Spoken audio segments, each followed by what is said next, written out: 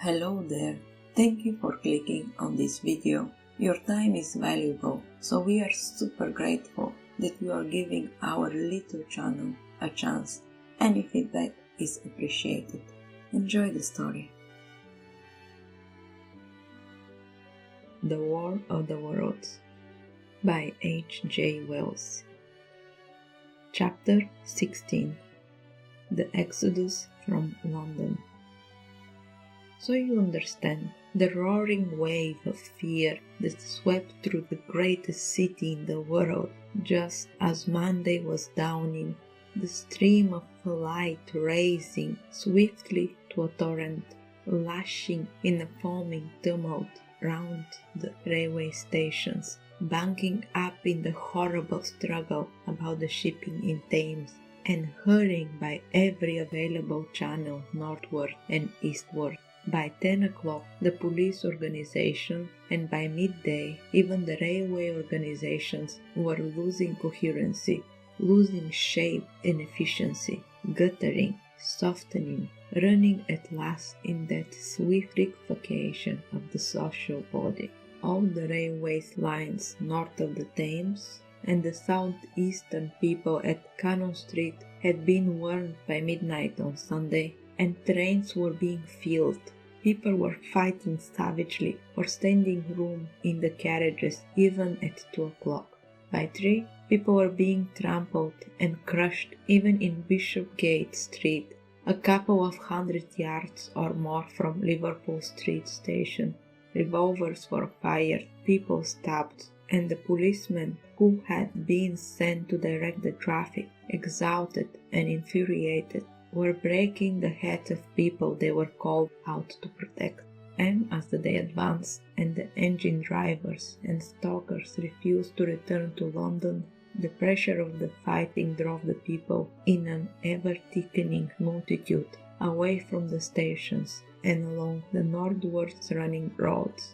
By midday, a Martian had been seen in Barnes, and a cloud of slowly sinking black vapor drove along the Thames and across the flats of Lambeth, cutting all of the scape over the bridge in the sluggish advance. Another bank drove over Ealing and surrounded a little island of survivors on Castle Hill, alive but unable to escape.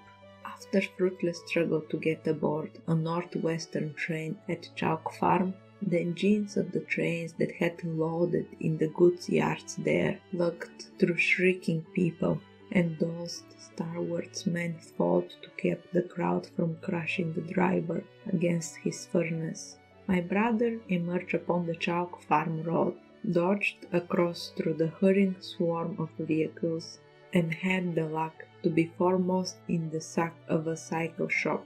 The front tire of the machine he got was punctured in dragging it through the window, but he got up and off, notwithstanding, with no further injury than a cut wrist. The steep foot of Haverstock Hill was impassable, owing to several overturned horses, and my brother struck into Belsize Road. So he got out of the fury of the panic, and skirting the Edgware Road, reached Edgware about 7, fastening and weird, but well ahead of the crowd. Along the road people were standing in roadway, curious, wondering.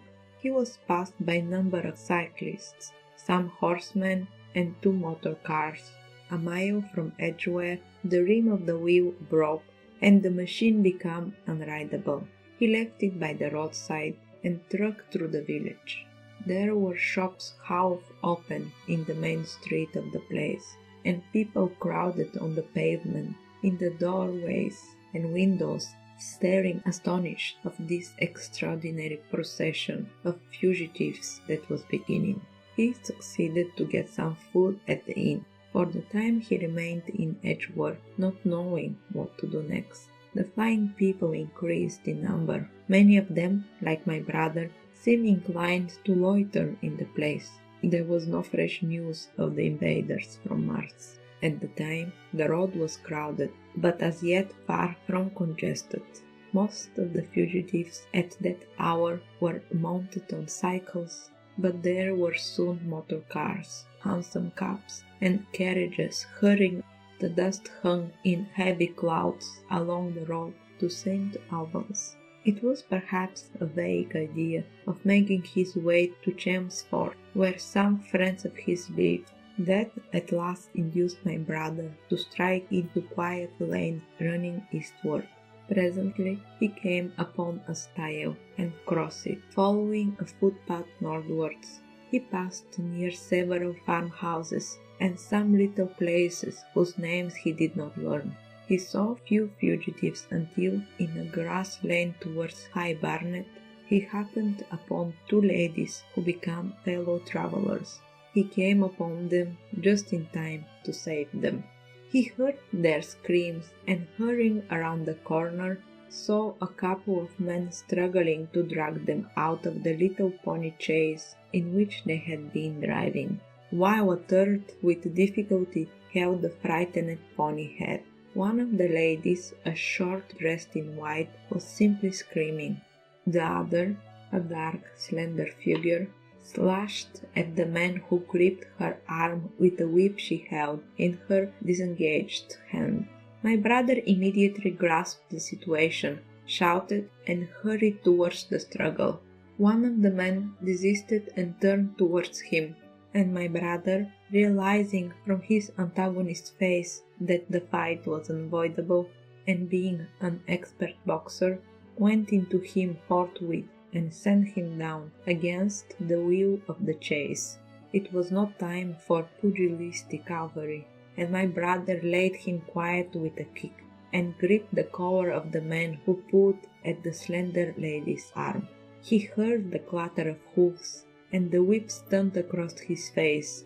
A third antagonist struck him between the eyes, and the man he held wrenched himself free and made off down the lane in the direction from which he had come. Partly stunned, he found himself facing the man who had held the horse head, and became aware of the chaise receding from him down the lane, swaying from side to side, and with the women in it looking back.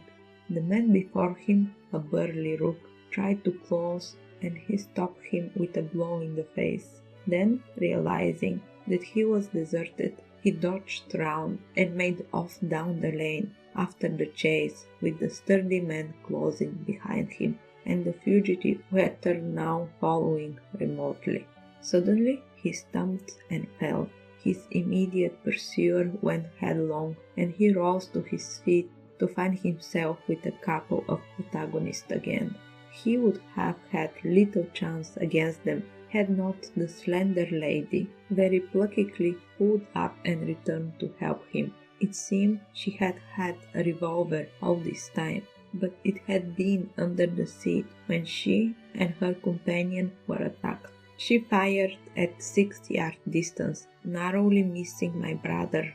The less courageous of the robbers made off, and his companion followed him, cursing his cowardice. They both stopped inside down the lane, where the third man lay insensibly. "Take this," said the slender lady, and she gave my brother her revolver. "Go back to the chaise," said my brother, wiping the blood from his slit lip. She turned without a word.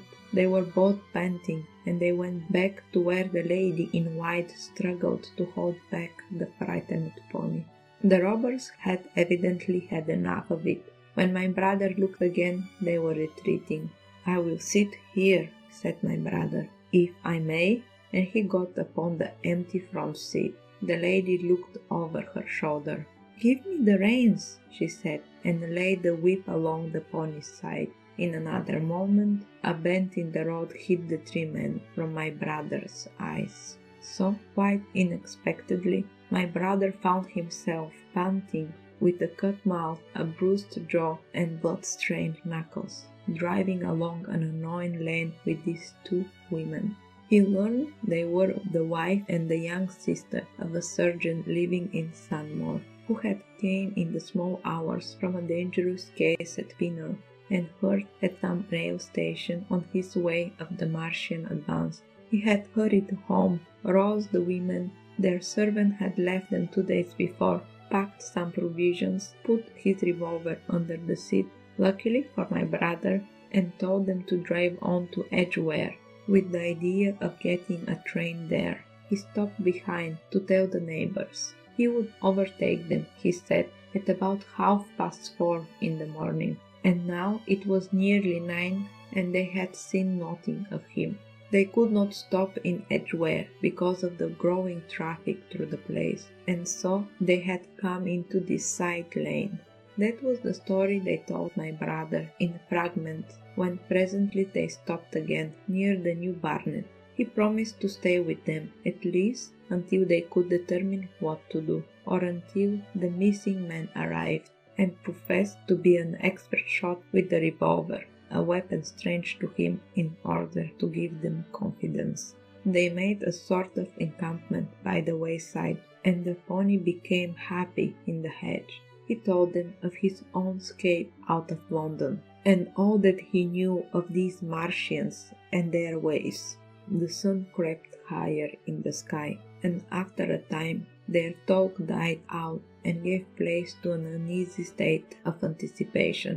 Several wayfarers came along the lane, and of these my brother gathered such news as he could. Every broken answer he had deepened his impression of the greatest disaster that had come on humanity, deepened his persuasion of immediate necessity of prosecuting this flight. He urged the matter upon them. "We have money," said the slender woman, and hesitated. Her eyes met my brother's, and her hesitation ended. "So have I," said my brother. She explained that they had as much as 30 pounds in gold, beside a 5-pound note, and suggested that with that they might get upon a train at St. Albans or New Barnet. My brother thought that that was hopeless, seeing the fury of Londoners to crowd upon trains, and broached his own idea of striking across Essex towards Harwich, and hence escaping from the country altogether. Mrs. Elphinstone, that was the name of the woman in white, would listen to no reasoning, and kept calling upon George, but her sister-in-law was astonishingly quiet and deliberated, and at last agreed to my brother's suggestion. So, designing to cross the Great Northern Road, they went on towards Barnet, my brother leading the pony to save it as much as possible. As the sun crept up in the sky, they became excessively hot, and under a foot a thick whitish sand grew burning and blinding, so that they travelled only very slowly.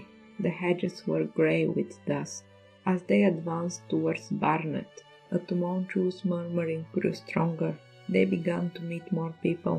For the most part, these were staring before them, murmuring indistinct questions, jaded, haggard, unclean.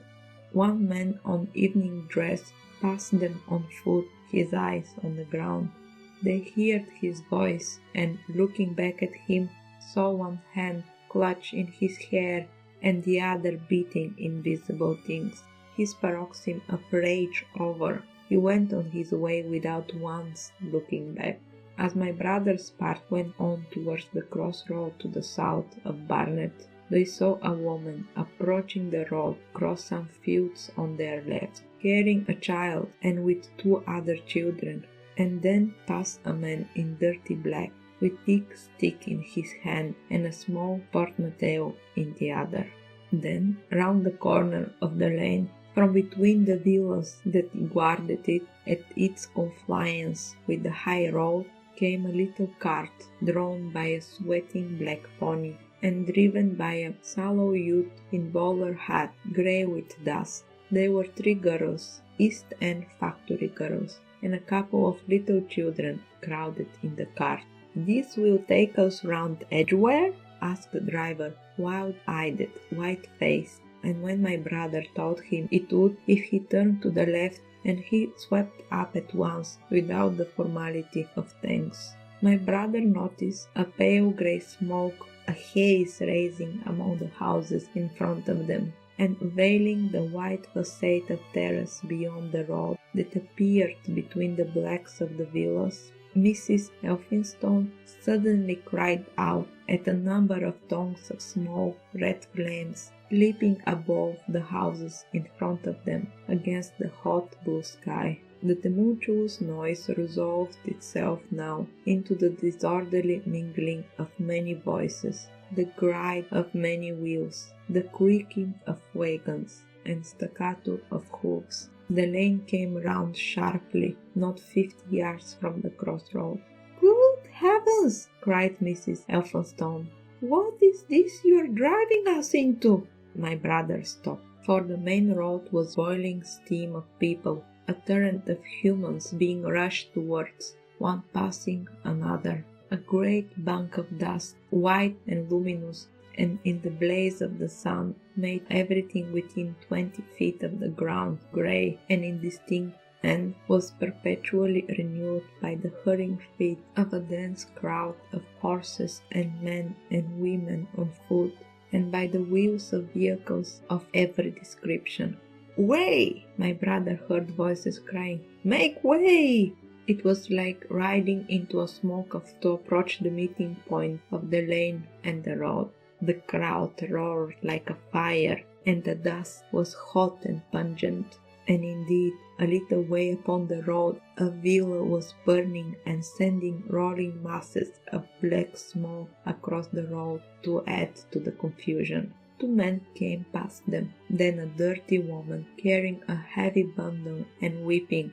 A lost retrieved dog with a hanging tongue circled obviously around them, scared and wrecked, and fled at my brother's threat. So much as they could see of the road Londonwards between houses. To the right was the tumultuous stream of dirty, hurrying people, pent in between villas on one side, and black heads, the crowded forms, grew into distinctness as they rushed toward the corner, hurrying past, and merged their individuality again in receding multitude that was swallowed up at last in cloud of dust. Go on!" cried voices. "Way! Way!"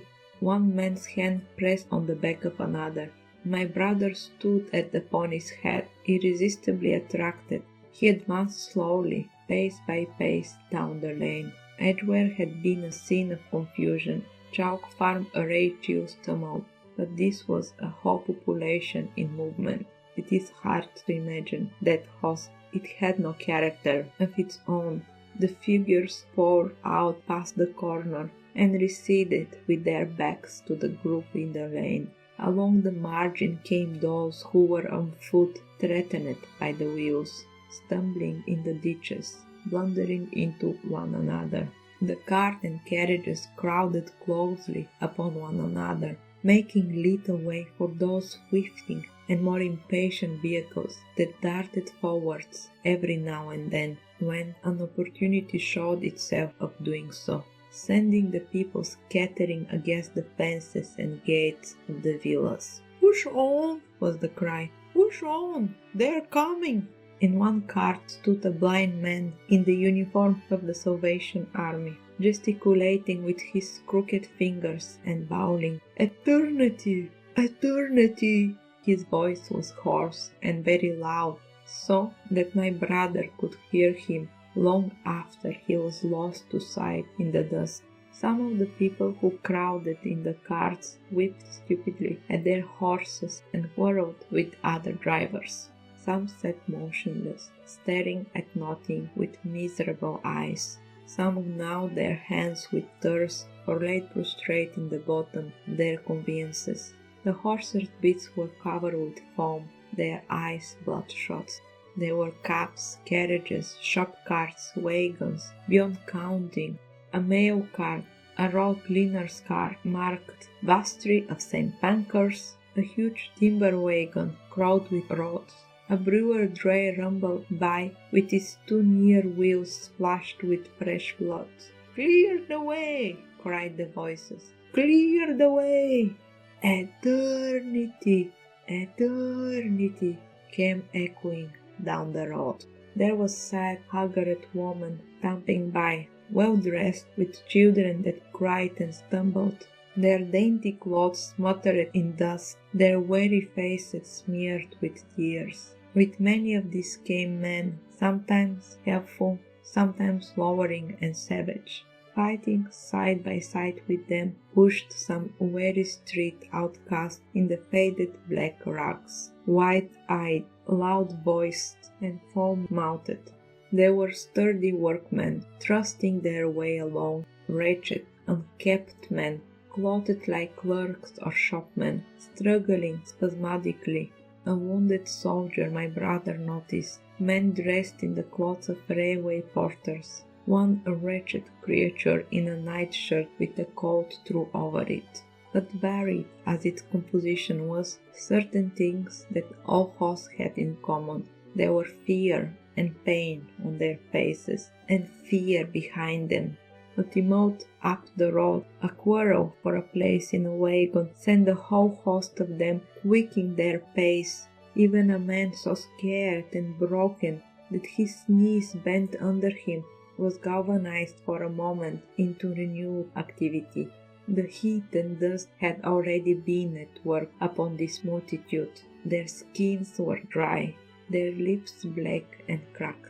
They were all thirsty, weary, and footsore, and amid the various cries, unheard dispute, reproaches, groan of weariness and fatigue, the voices of most of them were hoarse and weak. Through it all ran the refrain, "Away! Away! The Martians are coming!" Few stopped and came aside from the flood. The lane opened slantingly into a main road with a narrow opening, and has the elusive appearance of coming from the direction of London. Yet it kind of eddy of people drove into its mouth, weaklings elbowed out of the stream, who for the most part rested but a moment before plunged into it again. A little way down the lane, with two friends bending over him, lay a man with bare leg, wrapped with a bloody rag. He was a lucky man to have friends. A little old man with a grey military moustache and filthy black frock coat limped out and sat down beside the trap, removed his boot, his sock was blood-stained, shook out a pebble and hopped on again. And then a little girl of 8 or 9, all alone, threw herself under the hgwells by my brother, weeping, "I can't go on! I can't go on!"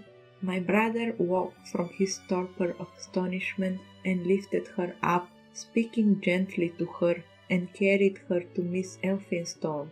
So soon as my brother touched her, she became quite still, as if frightened. "Helen!" shrieked the woman in the crowd, with tears in her voice. "Helen!" And the child suddenly darted away from my brother, crying, "Mother!" "They are coming," said a man on horseback, riding past along the lane. "Out of the way! There!" bowed a coachman, towering high, and my brother saw a closed carriage turning into the lane. The people crushed back on one another to avoid the horses. My brother pushed the pony and chased back into the hedge, and the man drove by and stopped and turned up the way. It was a carriage, with a pole for a pair of horses, but only one was in the trace. My brother saw dimly through the dust that the man lifted something out on a white stretcher and put it gently on the grass beneath the private hedge. One of the men came running to my brother. "Is there any water?" he said. "He's dying fast and very thirsty. It is Lord Garrick." "Lord Garrick?" said my brother. "The Chief Justice?" "The water," he said. "There may be a tap," said my brother. "In some of the houses. We have no water. I dare not leave my people."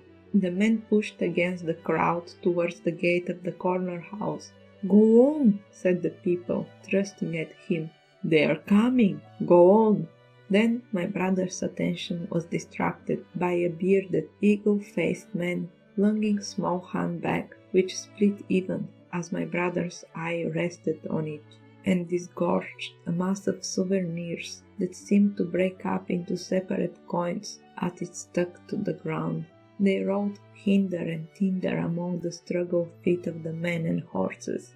The men stopped and looked stupidly at the heap.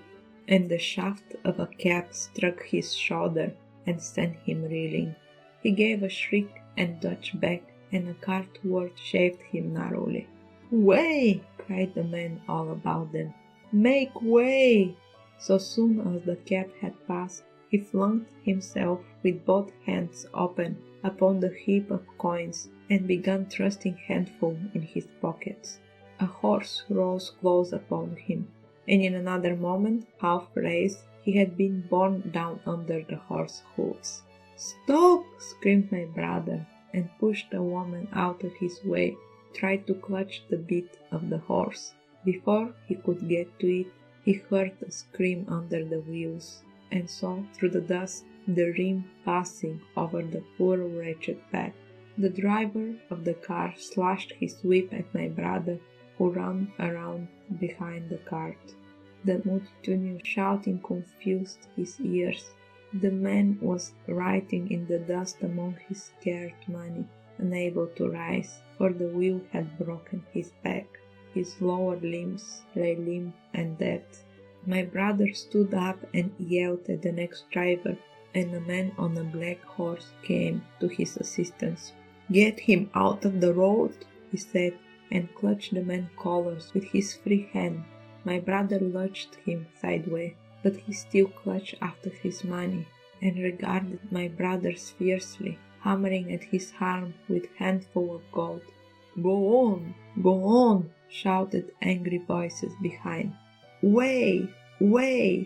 There was a smash as the pole of the carriage crashed into the car, that the man on the horseback stopped. My brother looked up, and the man with the gold twisted his head around and bit off a wrist that held his collar.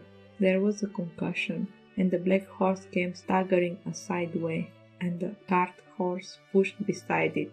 A hoof missed my brother's foot by a hair's breadth. He released his grip on the fallen man and jumped back.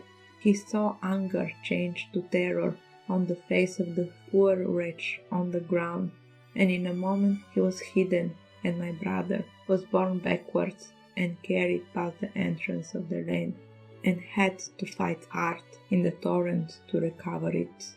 He saw Mrs. Elphinstone covering her eyes, and a little child, with all children's wonted sympathetic imagination, staring with dilated eyes at the dusty something that lay back and still, ground and crushed under the rolling wheels. "Let us go back!" he shouted, and began turning the pony around. "We cannot cross this hell," he said, and they went back 100 yards, the way they had come, until the fighting crowd was hidden.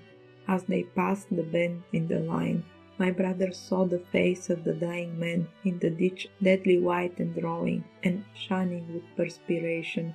The two women sat silent, crouching in their seat and shivering. Then beyond the bend my brother stopped again. Miss Elphinstone was white and pale, and her sister-in-law sat weeping, too wretched even to call upon George. My brother was horrified and perplexed. So soon as they had retreated, he realized how urgent and avoidable it was to attempt the crossing. He turned to Miss Elphinstone, suddenly resolute. "We must go that way," he said, and led the pony around again. For the second time that day, this girl proved her quality. To force their way into the torrent of people, my brother plunged into the traffic and held back a cab horse while she drove the pony across its head. A wagon locked heels for a moment and ripped along the slender from the chase. In another moment they were caught and swept forwards by the stream. My brother, with the cabman's whip marked red across his face and hands, scrambled into the chase and took the reins from her. "Point the revolver at the man behind," he said, giving it to her. "If he presses us too hard, no, point it at his horse." Then he began to look out for a chance of edging to the right across the road. But once in the stream he seemed to lose volition, to become a part of the dusty road. They swept through Chipping Barnet with the torrent. They were near a mile beyond the center of the town before they had fought across the opposite side of the way. It was din and confusion indescribable. But in and beyond the town, the road forks repeatedly, and this to some extent relieved the stress. They struck eastward through Hadley, and there, on either side of the road, and at another place further on, they came upon a great multitude of people drinking at the stream, some fighting to come at the water. And further on, from a lure near East Barnet, they saw 2 trains running slowly one after another, without signal or order, trains swarming with people, with men even among the coals behind the engine, going northward along the Great Northern Railway. My brother supposes they must have filled outside London, for at that time the furious terror of the people had rendered the central termini impossible. Near this place they halted for the rest of the afternoon, for the violence of the day had already utterly exhausted all 3 of them. They began to suffer the beginning of hunger. The night was cold, and none of them dared to sleep. And in the evening, many people came hurrying along the road nearby their stopping place, fleeing from unknown dangers before them, and going in direction from which my brother had come. This is the end of today's story. I hope that these past minutes helped you relax and ease you into falling asleep. If you are not 100% there yet, let us just do a breathing exercise. Count mentally with me your breath intakes and exhales. Concentrate on the count, nothing more. Intake 4.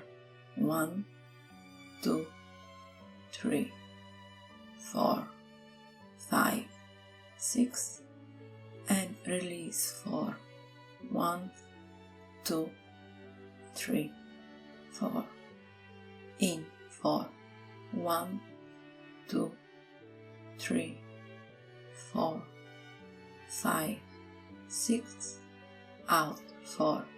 1, 2, 3, 4. Intake 4. 1, 2, 3, 4, 5, 6, and release 4. 1, 2, 3, 4. In 4. 1, 2, 3, 4, 5, 6. Out 4. 1, 2, 3, 4. Intake 4. 1, 2, 3, 4, 5, 6, and release 4. 1, 2, 3, 4. In 4. 1, 2, 3, 4, 5, 6. Out 4. 1, 2, 3, 4. Intake 4. 1, 2, 3, 4, 5, 6, and release 4. 1, 2, 3, 4. In 4. 1, 2, 3, 4, 5, 6. Out 4. 1, 2, 3, 4. In 4. 1, 2, 3, 4, 5, 6. Out 4. 1, 2, 3, 4. 1, 2, 3, 4, 5, 6. 1, 2, 3, 4. 1, 2, 3, 4, 5, 6. 1, 2, 3.